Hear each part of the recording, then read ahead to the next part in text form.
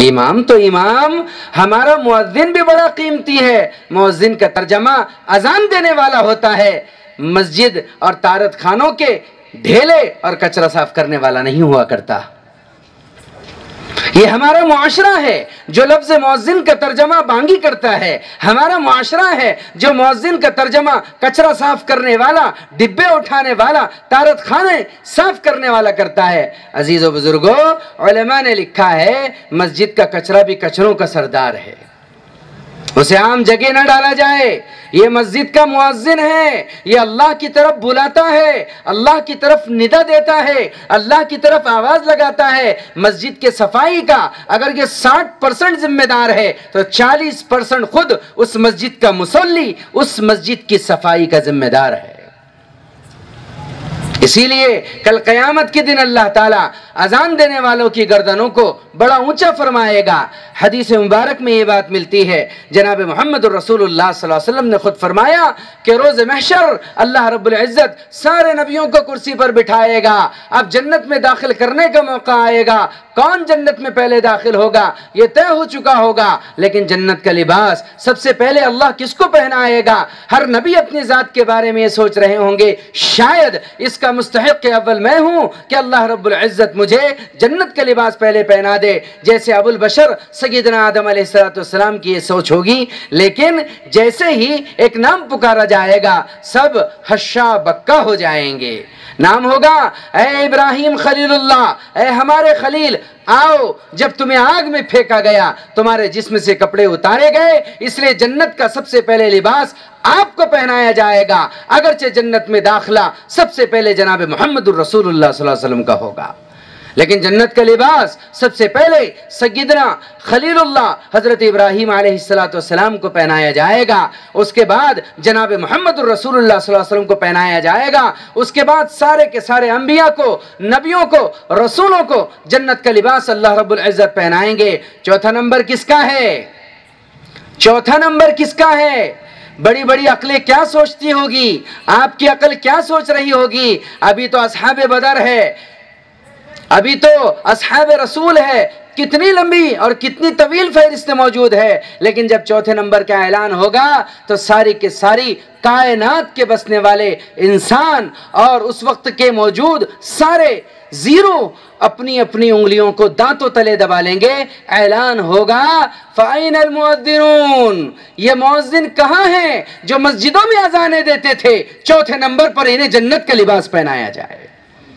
ان کا مقام اللہ کے نزدیک یہ ہے کہ نبیوں کے بعد انہیں اللہ جنت کا لباس پہنا رہا ہے، اور ہم اگر انہیں جھڑکیاں دے، ان سے الجھے، سلجھو، یہ اللہ رب العزت کے گھر کے نگہبان ہے، یہ اللہ رب العزت کے بانگی ہے، انہیں پیار دو، دلار دو، محبت دو۔ جتنے یہ صفائی کے ذمہ دار ہے اتنے ہی ہم بھی ان کے بھاگیدار اور حصہ دار ہے۔ اماموں کا مرتبہ تو بہت آگے بڑھ گیا ہے۔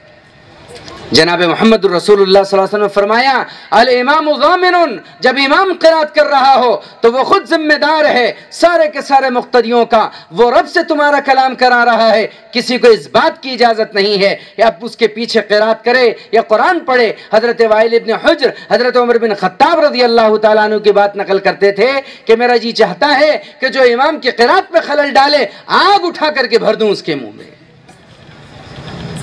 امام سے پہلے تو کوئی آگے بڑھ نہیں سکتا، امام سے پہلے کوئی سلام پھیر نہیں سکتا، امام سے آگے کوئی جا نہیں سکتا، امام سے پہلے کوئی سجدے سے سر نہیں اٹھا سکتا۔ محدث نشاپور نے حالات نشاپور میں لکھا ہے، ہمیں قبرستان سے گزرے، ہم نے ایک عجیب و غریب شخص کو دیکھا، اس کا سر تو گدھے کا ہے لیکن جسم انسان کا ہے، ہم اس کے قریب گئے، کہنے لگے کہ یہ کیا عجیب ماجرا ہے، تمہارا جسم انسانوں کی طرح اور سر گدھے کی طرح ہے، یہ کیا بات ہے؟ تو اس نے جب جواب دیا ہمارے پیروں تلے سے زمین کھسک گئی، اس نے کہا کہ میں اپنے زمانے کا شیخ الحدیث ہوں، اپنے زمانے کا میں شیخ الحدیث تھا، میں درس حدیث دے رہا تھا، ایک حدیث میرے سامنے سے گزری کہ جناب محمد الرسول اللہ صلی اللہ علیہ وسلم نے فرمایا کہ جو شخص امام سے پہلے اپنا سر سجدے سے اٹھا لے، ڈر ہے اللہ اس کا سر گدھے کا نہ کر دے۔ تو میرے دماغ میں یہ سوچ آئی کہ کیسے ہو سکتا ہے کہ کوئی آدمی امام سے پہلے سر اٹھا لے تو اس کا سر گدھے کا ہو جائے۔ تجربہ کرنے کے لیے اس بات کا میں نے ایک مرتبہ امام سے پہلے اپنا سر سجدے سے اٹھا لیا، اسی وقت اللہ کی طرف سے یہ عذاب آیا اور میرا سر گدھے کا بن گیا۔ یہ ہمارے ائمہ ہیں، یہ ہمارے علماء ہیں، ہمیں کیا استحقاق ہے ان کے بارے میں؟ جب ان کی زیارت عبادت بن گئی، ان کا مصافحہ مغفرت بن گئی، ان کی دعائیں ہمارے لئے رحمت بن گئی، یہ تو سایہ دار درخت ہے جس سے ہر ایک کو میٹھی نیند حاصل کرنی چاہیے۔ امام راضی رحمت اللہ علیہ نے فرمایا، وقت بہت قلیل ہے، اس لئے بہت وجیز اور مختصر انداز میں آپ کے سامنے آپ کی امانت چھوڑ کر کے چلتا بنوں۔ امام راضی رحمت اللہ علیہ نے فرمایا، جس شخص کے دل میں کسی عالم دین کے لیے، جس شخص کے دل میں کسی عالم دین کے لیے رائی کے دانے کے برابر کینہ ہوگا، اللہ اسے اس وقت تک موت نہیں دے گا جب تک اس پر نفاق طاری نہ ہوگا۔ اللہ ہماری پوری امت کی حفاظت فرمائے۔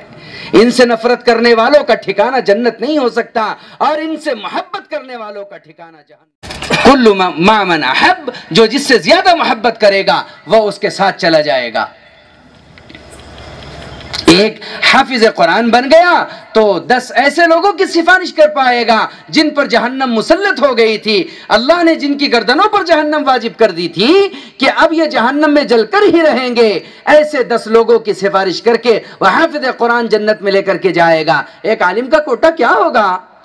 10 خاندان، 10 افراد، 10 قبائل، کیا ہوگا؟ معجم طبرانی میں حدیث ہے، جناب محمد الرسول اللہ صلی اللہ علیہ وسلم نے فرمایا، میرے امت تو دیکھے گی کل قیامت کے دن اللہ جنت کے 8 دروازے کھول دے گا، اور 8 دروازوں سے لوگ ٹھاٹے مارتے ہوئے دریا کی طرح داخل ہو رہے ہوں گے، ایک ہنگامہ اور ایک شور بپا ہوگا۔ انہی دروازوں میں سے ایک دروازے سے ایک عالم دین بھی داخل ہونے کی کوشش کرے گا، فرشتے نو کو نیزہ لگا کر کے اس کو روک دیں گے اور کہیں گے، او مولوی صاحب ٹھہر جاؤ، کہاں جا رہے ہو؟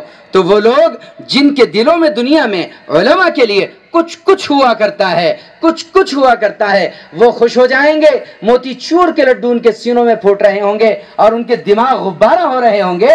وہ کہیں گے، ہو یہ وہی ہے جو ممبر و محراب پر بیٹھ کر کے ہم کو لتھاڑا کرتے تھے،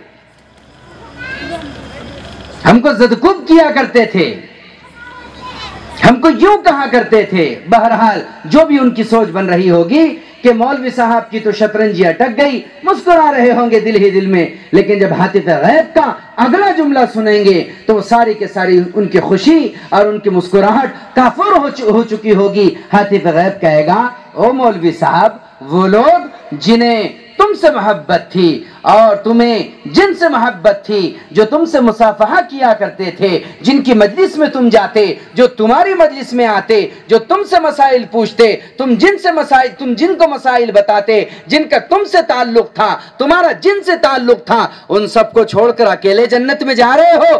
جاؤ، جس پر ہاتھ رکھو گے اسے جنت میں داخل کر دیا جائے گا۔ اس لیے علماء کی محبت نجات کا سبب ہے، ان کی چاہت، ان کے ساتھ خلوص کا معاملہ کرنا، ان کا ادب، ان کا اکرام، ان کا احترام کرنا، یہ امت کے لیے ضروری ہے۔ یہ تو سمجھ لو کہ جناب محمد الرسول اللہ صلی اللہ علیہ وسلم نے انہیں وارث کہا ہے، انہوں نے اپنے آپ کو محمد الرسول اللہ کا وارث نہیں کہا ہے۔ یہ محمد الرسول اللہ صلی اللہ علیہ وسلم نے خود فرمایا، یہ علماء میرے وارث ہے۔ علماء نے یہ نہیں کہا کہ ہم ان کے وارث ہیں۔ یہ سرٹیفکیٹ اور یہ خطاب اور یہ استناد اور یہ سند، یہ رقعہ، یہ پرچہ سید الانبیاء کی طرف سے علماء کو ملا ہے، اسی لیے ملا تاکہ عوام جان لے اگر وہ نبی علیہ السلام سے ملنا چاہتے ہیں، ان کی محبت کا پاس و لیاز ہے، تو ان علماء کو ان کے اکرام کے ساتھ، احترام کے ساتھ اپنے قریب کرے، نہ قریب کرے۔ اس لیے بعض لوگ اپنے بچوں کو عالم دین نہیں بناتے. کیوں نہیں بناتے؟ ان کے نزدیک زندگی اور یہ دنیا ایک سوال بن کر کے کھڑی ہوئی ہے، کھائے گا کیا اور کمائے گا کیا. نعوذ باللہ. اگر کوئی مولوی صاحب کھاتے ہوئے نظر آئے تو کہتے ہیں مولوی بہت کھاتا ہے، اور ان سے کہیں کہ آپ اپنے بچے کو مدرسے میں ڈال دیجئے، مولوی بنا دیجئے، تو کہتے ہیں کہ کمائے گا کیا کھائے گا کیا. دوہرا الزام ہے. چت بھی میری پٹ بھی میری.